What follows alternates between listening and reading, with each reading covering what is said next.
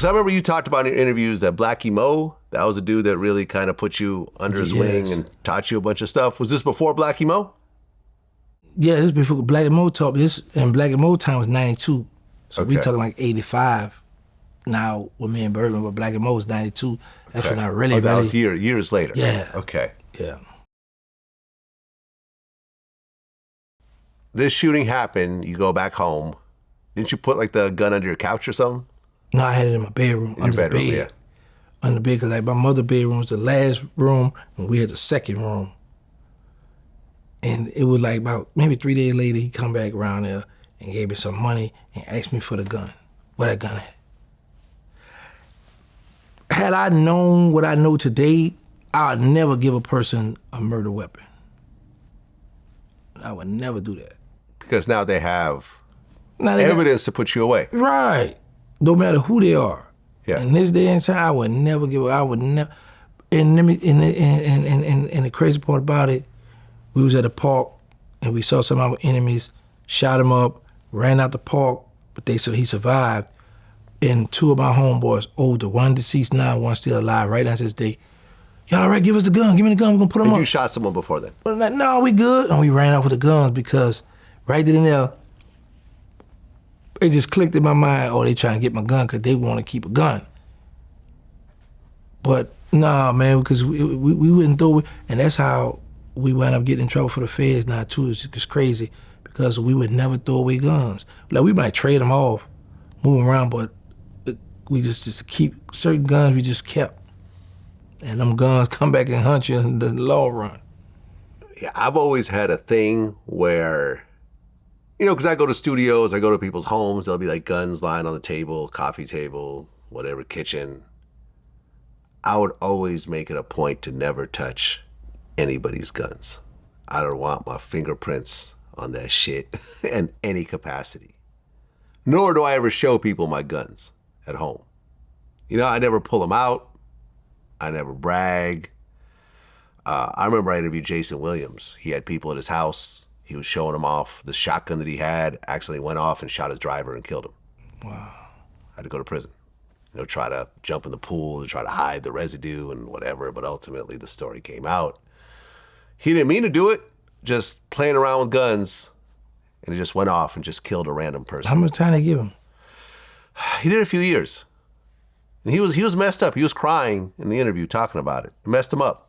Messed up his career, messed up his life.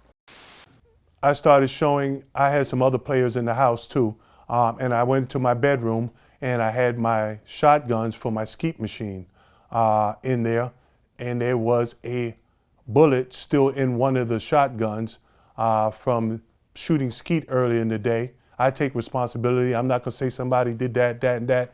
I was supposed to look down the barrel. I was showing people guns. Here goes a gun. Here, look at this one. You know, this coach gave me this. This is beautiful. This. And when I went to slap the gun closed to hand it, I didn't even know that Mr. Christophe was in the house there. The gun went off and hit Mr. Christophe in the chest, and it killed him instantly. I then jumped, ran out the house, jumped into the swimming pool, came back up, and we called 911 instantly after it happened, but I just panicked. I did a cowardly act of not staying there after an accident and taking it. I tried to cover it up, and I ended up going to trial for this, Vlad. The trial took 8 years. I ended up going to jail for aggravated assault. We know it's an accident. I took care of their family. I'm not saying that suffices, because you took everything a man has and everything he's gonna have for the rest of his life. He just got out of where a bad situation in his life where he's coming out and get his life together where I'm going in now. He didn't have any family. He had a sister. She forgave me. I don't know if it was more of a letter she forgave me. She never came up and told me. She's probably still angry with me, and I understand that. I went on and I went to prison for 27 months for obstruction of justice was the main charge. And that's where I'm at. You know, that guy didn't deserve it. There was no animosity. It was just, hey, I'm showing off. It was like a bunch of kids at his house, like, you know, like some college kids that he was working with or something, or high school kids. I forgot what it was. But yeah, I mean, it's a gun. In the words of Tony Ayo, you don't put a dress on it. You don't play with it. It's a gun. It's there for one reason. If I pull out a gun on you, that's going to be the last thing you see. That's my intention.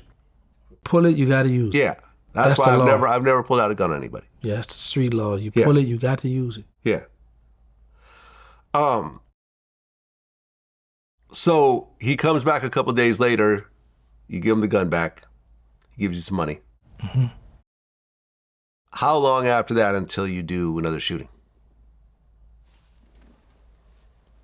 88. So this is 3 years later. Yeah. So a lot of time passed. Right. Did you ever tell anyone during that time what you did? No. Aha. Not even my brothers that I lived in the house with. Okay. Never.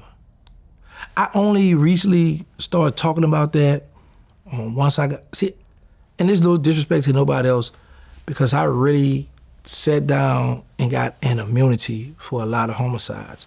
So I recently just started talking about certain things that I know people can't get in trouble for or get locked up for now, but it's certain things I still wouldn't talk about, you know? And I know a lot of people like, man, why you say that? Listen, man, trust me. I know what I'm doing. I done did time. I know how this gang go. I'm not gonna sit down in a interrogation room and let the people say, okay, because in my plea agreement, that's federal public records, it says that you protected for drugs, not for violence. Mm-hmm. So if we find about any violence, we can come back and charge you for this. It's in my plea agreement.